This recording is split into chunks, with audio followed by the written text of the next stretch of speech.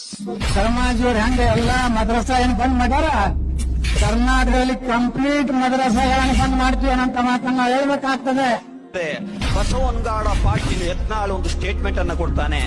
ಒಂದು ವೇಳೆ ಬಿಜೆಪಿ ಅಧಿಕಾರಕ್ಕೆ ಬಂದ್ರೆ ಮದ್ರಸಾಗಳನ್ನ ಬ್ಯಾನ್ ಮಾಡ್ತೀವಿ ಅಂತ ಹೇಳಿ. ಯಾವತ್ತಾದ್ರೂ ನಿನ್ನ ಇಡೀ ಜೀವನದಲ್ಲಿ ಮದ್ರಸಾಗೆ ನೀನು ಭೇಟಿ ಕೊಟ್ಟಿದ್ದೀಯಾ?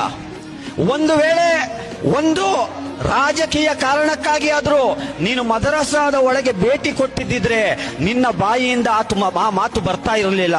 ಯಾಕೆ ಹೇಳ್ತಾ ಇದ್ದೀನಿ ಅಂತ ಹೇಳಿದ್ರೆ, ಈ ದೇಶದ ಹಲವಾರು ಫ್ರೀಡಂ ಫೈಟರ್ ಗಳನ್ನ ಹುಟ್ಟುಹಾಕಿದಂತಹ ಬ್ರಿಟಿಷರ ವಿರುದ್ಧ ಜಿಹಾದಿನ ಪತ್ರವನ್ನು ಕೊಟ್ಟಿದ್ದು ಇದೇ ಮದ್ರಸಾಗಳಿಂದ. ಆ ಇತಿಹಾಸ ನಿನಗೆ ಗೊತ್ತಿದೆಯಾ? ಒಂದು ವೇಳೆ ಈ ದೇಶದಲ್ಲಿ ಮದ್ರಸಾಗಳು ಇರಲಿಲ್ಲ ಅಂತ ಹೇಳಿದ್ರೆ ಬ್ರಿಟಿಷರನ್ನ ಈ ದೇಶದಿಂದ ಓಡಿಸ್ಲಿಕ್ಕೆ ಯಾವುದೇ ಶಕ್ತಿಯಿಂದ ಸಾಧ್ಯವಾಗ್ತಾ ಇರಲಿಲ್ಲ.